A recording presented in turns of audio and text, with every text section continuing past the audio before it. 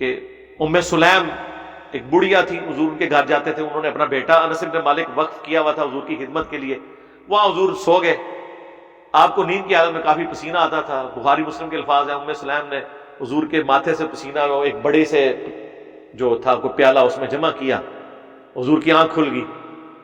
وہ کہا یہ کیا کر رہی ہو؟ کہا یا رسول اللہ آپ کا پسینہ بہترین خوشبو ہے، ہم اسے اپنی خوشبو میں ملاتے ہیں۔ آپ نے فرمایا تم نے بہت اچھا کام کیا، اس کو آپ نے انڈورس کیا،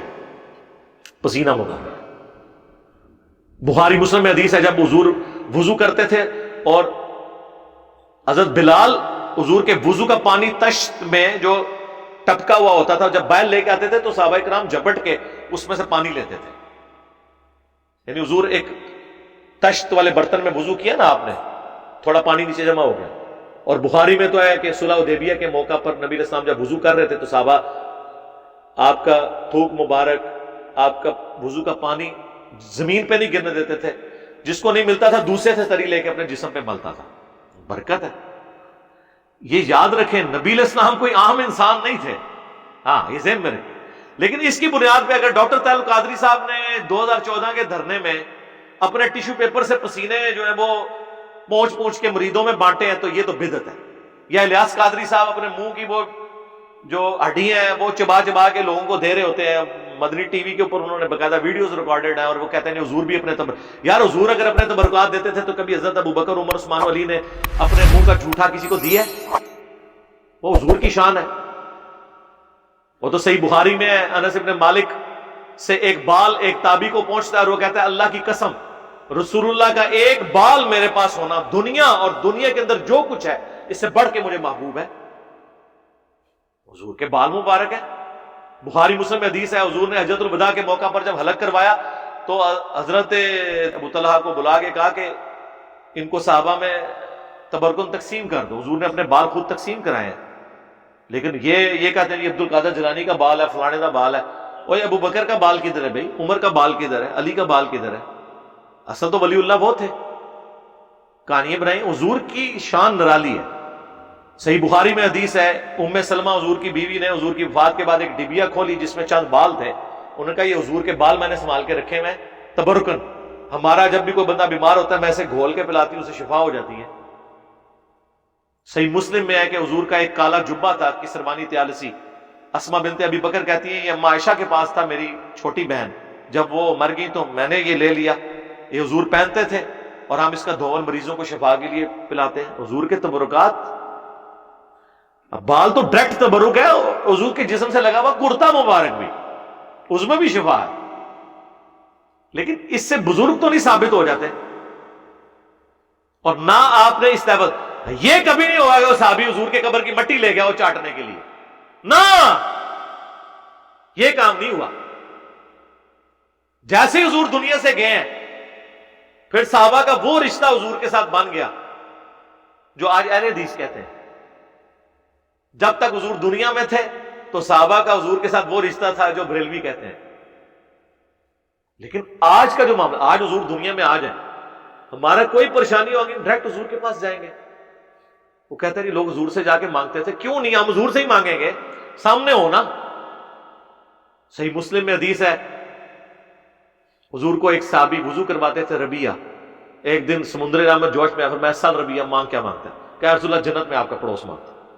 انہوں نے کو پہلے تیاری کر کے نہ نوٹس بنا کے رکھے سن، جدو ہی حضور نے کہتے کیا نہ منو، آپ فرمایا پھر کثرت سجود سے میری مدد کر، یعنی تو نمازیں زیادہ پڑھا کر، میری دعا کی برکت سے اللہ تجھے یہ دے دے گا، اور ربیہ کچھ اور بھی مانگنا ہے تو مانگ لے گا، نہیں یا رسول اللہ اتنا ہی کافی ہے، اس سے بڑی اور چیز کوئی مانگ سکتا ہے؟ مجھے بتائیں دنیا میں اس سے بڑی ایک ہی چیز مانگی جا سکتی ہے کہ کوئی شخص یہ کہے کہ اللہ مجھے پیغمبر بنا دے۔ پیغمبر بننے کے بعد اگر کوئی دنیا میں سب سے بڑی چیز مانگی جا سکتی ہے نا اللہ سے، وہ جنت میں نبیوں کا پڑوس ہے۔ آپ کے علم میں کوئی اس سے بڑا کوئی درجہ ہے تو مجھے بتا دیں۔ لیکن پیغمبر تو وہ بھی ہوتا ہے اللہ کی اطاعت سے، وہ کوئی دعا سے نہیں مانگ سکتا، پڑوس مل سکتا ہے۔ تو صحابہ کرام نے اپنے دعا حضور سے مانگتے تھے، لیکن جب سامنے موجود ہے، بخاری مسلم میں حدیث ہے بارش نہیں ہو رہی، حضور کے پاس آئے ہیں یا رسول اللہ خطبے میں کھڑے ہو، حضور نے دعا کی، صحابہ کہتے ہیں جاتے ہوئے ہم گئے تھے اتنی کڑک دھوپ میں واپس آئے، بلکہ ممبر پہ ہی حضور تھے تو آپ کی داڑھی سے بھی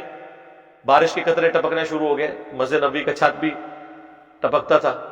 پورا ہفتہ بارش ہوئی، اگلے جمعے وہی بندہ دوبارہ کھڑا ہوا، یا رسول اللہ سے دعا کریں، ہمارے تو اب گھر ٹپکنے شروع ہو گئے ہیں،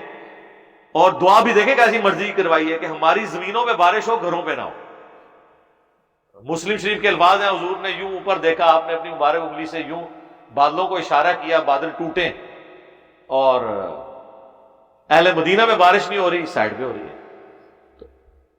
صحیح بخاری میں حدیث ہے، ایک صحابی کی پنڈلی کی ہڈی ٹوٹ گئی، حضور نے اس کو کسی اسائنمنٹ میں بھیجا تھا، اس نے واپسی پہ چھلانگ ماری قلعے کی دیوار سے، پنڈلی کی ہڈی ٹوٹ گئی، اسی حالت میں اس نے اپنی پگڑی کھول کے اپنے یعنی ہڈی کو باندھا، لنگڑاتا حضور کے پاس آیا کہ جی میں نے آپ کا کام کر دیا۔ وہ کعب بن اشرف کو قتل کیا، وہ گستاخ رسول تھا جو حضور کو بہت تکلیفیں دیتا تھا۔ حضور نے خود پوچھا کہ یہ کیا ہوا ہے؟ ان کا یا رسول اللہ میں نے چھلانگ ماری اتنی اونچی دیوار سے، تو عبد القادر جیلانی تو لینڈ کر سکتے تھے، وہ اڑ سکتے تھے، میں تو نہیں اڑ سکتا نا۔ ہاں،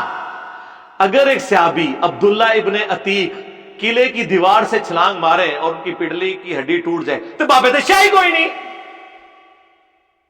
وہ تو نہیں اڑ سکے۔ یہ کہتے ہیں جی ایک صحابی کے گھوڑے کے قدموں سے جو خاک اڑتی ہے وہ اس کے نتنوں میں جا کے بیٹھے گھوڑے کے، تو اس کو کوئی غوث قطب نہیں پہنچ سکتا۔ تو عبداللہ ابن عتیق تو حضور کے تربیت یافتہ تھے، صحابی تھے، حضور نے خود ہی پوچھا، ہم سے پوچھا، ہم کہتے ہیں یا رسول اللہ دیکھو کام بھی کیتا ہے، تھوڑے پیچھے لت بھی بنوا لی ہے۔ نہیں، پوچھنے پہ بتایا، انہوں نے فرمایا ادھر کا ٹانگ سیدھی کی، ہاتھ پھیرا، کہتے ہیں اللہ کی قسم اس طرح ہوگی کہ کبھی ٹوٹی نہیں تھی۔ یہ صحیح بخاری میں۔ لیکن آج کوئی کہتا ہے جی قبر رسول سے جا کے میں نے کرنا، تو میں نے ان کو کہا ہے کہ مولویوں کوئی ایک قربانی کرے نا، اس کی ٹانگ توڑواتے ہیں کسی مشین پہ، لے جائے روضہ شریف پہ ٹھیک کروا کے بتائے، نہیں ہو سکتا ایسا۔ جب تک حضور سامنے موجود تھے ان سے کمیونیکیشن تھی۔ آج کمیونیکیشن ہے، ہمارا درود و سلام پہنچتا ہے ان تک۔ سنن نسائی میں حدیث ہے زمین میں فرشتے سیاحت کرتے ہیں، میرے امتیوں کا سلام میرے تک پہنچاتے ہیں۔ بخاری مسلم میں حدیث ہے جب تم درود شریف پڑھو گے زمین و آسمان میں، جب تم پڑھو گے السلام علیکہ ایھا النبی اور السلام علینا وعلی عباد اللہ الصالحین، تو ہر نیک بندے تک اللہ تمہارا سلام پہنچا دے گا۔ صلوات بر محمد وآل محمد، اللہم صلی علی محمد وعلی آل محمد۔ تو یہ سارے کام کرنے میں بڑے شیر ہیں۔ قبر کی مٹی مل جائے، گنبد خضرا کا رنگ مل جائے، اللہ دے بندیو اے قرآن اللہ دے نبی تو دے کے گئے، اینو بھی کھولو، اینو ہی کھولو۔